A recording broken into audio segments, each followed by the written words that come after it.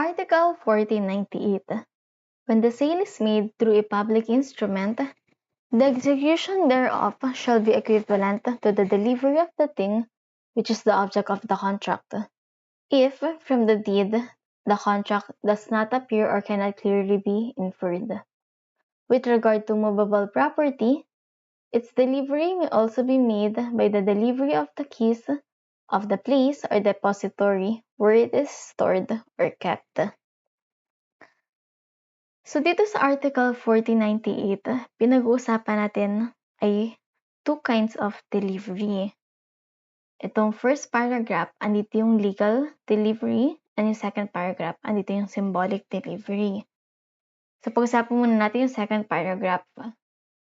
So symbolic kasi ito ay para lang sa movable. So yung pwedeng magalaw or dalahin. So its delivery may be made by the delivery of the keys of the place or depository where it is stored or kept. So basta i-deliver lang yung susi. For example, ako si seller. Nag-usap tayo, binenta ko sa'yo yung kotse ko, binayaran mo na ako, etc. etc. So sabi ko sa'yo, ito yung susi ng kotse ko. Kuhanin mo na lang sa bahay. Ito yung susi din ng bahay ko. Ganun. So yeah, consider din as delivery. Then yung second naman, when the sale is made through a public instrument. So, ito yung public instrument natin. The execution, so nung ginawa yung public instrument natin, equivalent na siya sa delivery of the thing, which is the object of the contract. So, parang delivery of the thing. If from the deed, the contract does not appear or cannot be clearly inferred. Sabi sabihin nito, pag silent yung ating contract, tapos yung ating contract, usually ang contract na is deed of sale, silent siya, pero pinanotaryo natin siya. So, para maging public instrument, kailangang ipapanotaryo. And walang ini-states na sa ating deed of sale kung paano i-deliver. Consider na siya as delivered. Once na in-execute or pinanotaryo niya na siya, delivered na siya. Example natin. So, kunwari meron tayong seller. So, si Aladdin, binenta niya yung bahay niya kay Jasmine for 5 million. Gumawa siya ng deed of sale. Ang tanong, sino ang may-ari ng bahay? Si seller na ba or si buyer na ba? So, pag ganito, or kung may delivery na ba tayo, wala pa tayong delivery dahil ang deed of sale ay private lang. So, hindi pinanotaryo. Si Aladdin pa rin ang or si seller pa rin ang may-ari ng bahay. Next. Paano naman kapag itong deed of sale ay naka-public document? Sino na ang may-ari ng bahay? Pag ito ay naka-public document, si buyer na ang may-ari ng bahay. So, kay Jasmine na siya. Next. So, scenarios. If nung Feb 1, so S sold his house to B in a public instrument. Feb 2, B paid the price. Feb 3, B moved in the house. Feb 4, B registered the public document. When did B became the owner of the house? So, ulitin natin nung Feb 1, binenta ni S yung bahay niya kay B at nag-execute sila ng public instrument. Nung Feb 2, binayaran ni B yung bahay. Feb 3, tumira na si B sa bahay. Feb 4, nirehistro nila yung public document sa Registry of Deed. So, kailan naging owner si B or si buyer? Naging owner siya nung Feb 1. Kasi nung Feb 1 pa lang, in-execute na nila yung public instrument. So, nung pinanotaryo na nila, siya na ang owner. Another example. S sold to B a specific piano by means of a private instrument of sale for 10,000. Who is the owner of the piano after B had paid 10,000 to S? So, S, sabihin natin si Aladdin. Binenta niya ang specific piano through private instrument kay B or kay Jasmine. Sabi dito, sino ang may-ari ng piano pagkatapos bayaran ni Jasmine or ni buyer? 10,000. So, nagbayad na si buyer. Tapos si seller, nag-execute siya ng private instrument. Sino na ang may-ari? Bayad na si buyer. So, may-ari pa rin nito ay ang may-ari pa rin ng piano ay si seller. Kasi, wala pa tayong delivery. So, ito ating bid, lang siya, public lang siya. So, wala tayong, at yung piano hindi rin dineliver by actual delivery. So, yung Article 14, 97, yung article before this. So, walang real delivery, wala ding legal delivery.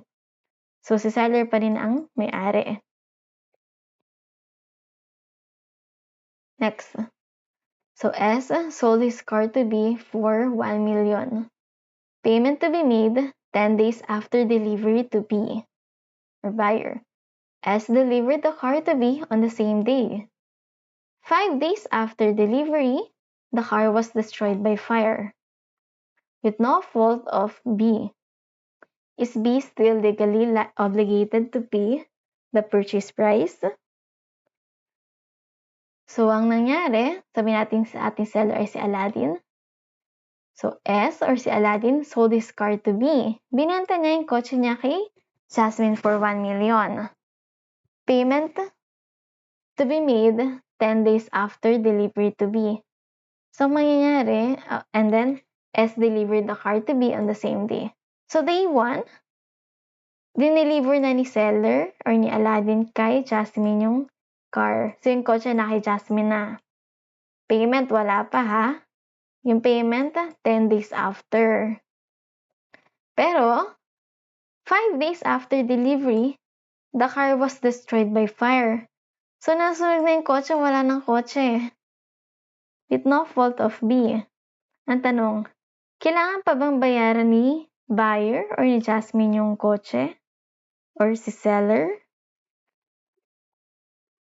Yes or no? So, the answer is yes. So, nung dineliver yung car kay buyer or kay Jasmine, considered na tong nag-transfer na yung ownership kay buyer. So, dahil siya na ang buyer, siya na ang magbe-bear ng loss. Kailangan pa rin niyang bayaran si seller. Next. S sold his car to B for 1 million. B immediately paid the price. Car to be delivered to B after 10 days. 5 days after payment, C, a creditor of S, was filed a suit against him attached to the car. What right has B over the car? Can B oppose C?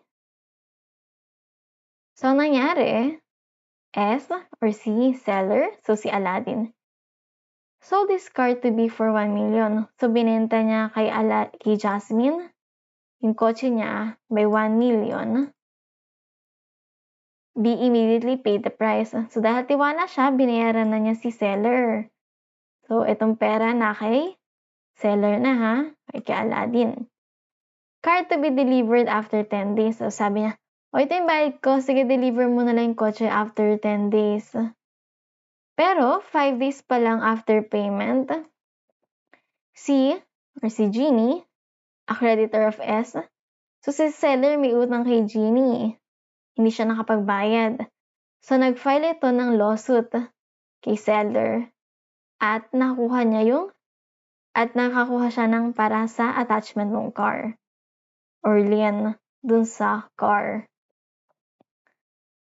What right has B over the car? So, ang tanong, May right ba si Jasmine or si buyer dun sa kotse?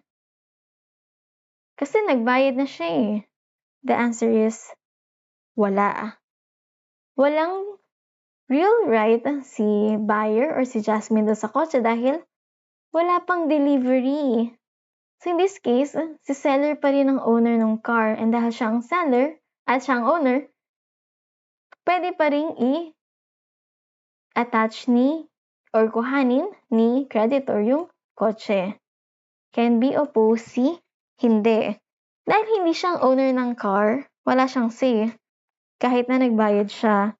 Ang pwede niyang gawin is to proceed with indemnification for damages kay seller para mabawi yung binayad niyang pera. Next. S sold his piano to B for 10,000. S loaded the piano in B's car.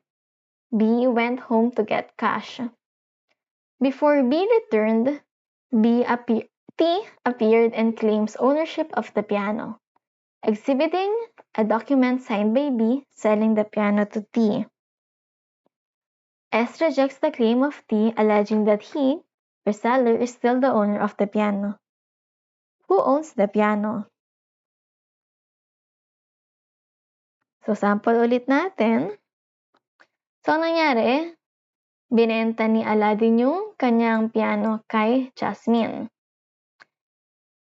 S loaded the piano in B's truck. So, andun lang yung truck ni Jasmine. Pinasok na niya yung piano.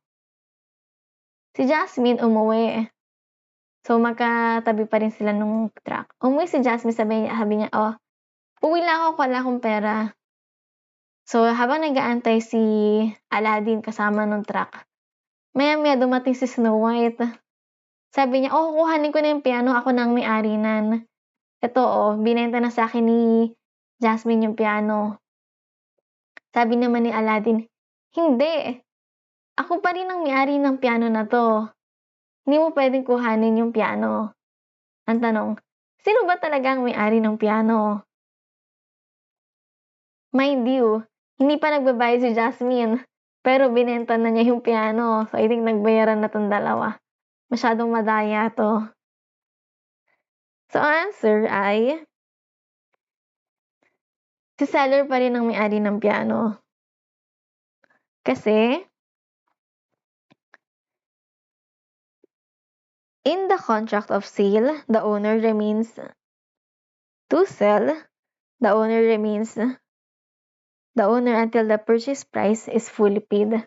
Since hindi pa nagbabayad si Jasmine, hindi pa siya ang owner. Na-retain pa rin niya ni Aladdin dahil hindi pa to fully paid. Note, public instrument equals, o diba ang sabi ng article na to, once na meron ng public instrument equals delivery na to. Pero yung kind ng delivery nito ay prima facie presumption. So, isabihin ng prima facie, prima is first, facie is face or unang tingin.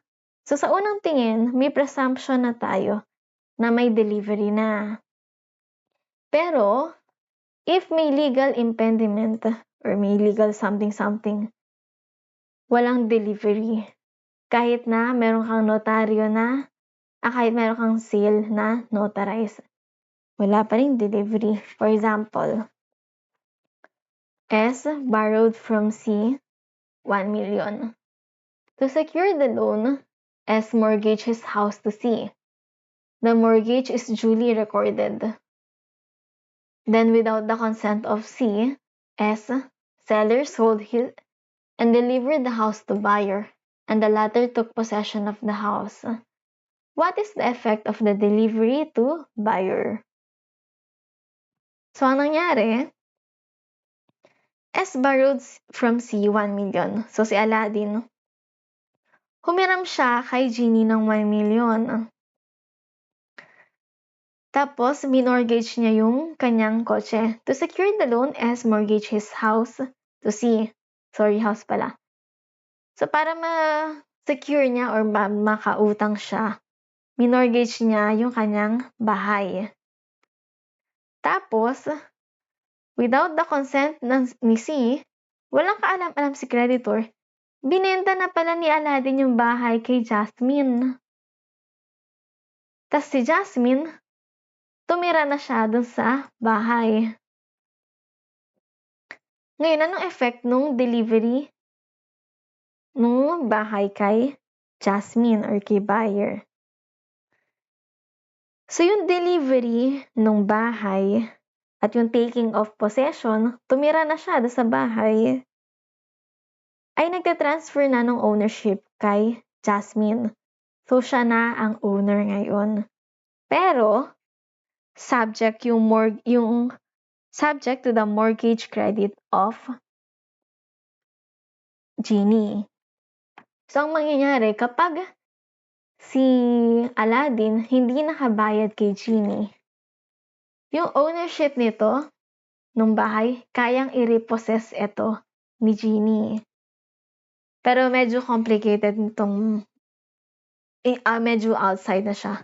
Pero yeah, for now, yung ownership is na-transfer na. Pero if hindi makabayad si Aladdin ng utang niya kay Genie or kay creditor, pwede pa rin mabawi yung bahay. And that's all. If natuwa kayo, please support me by subscribing to my channel. Thank you!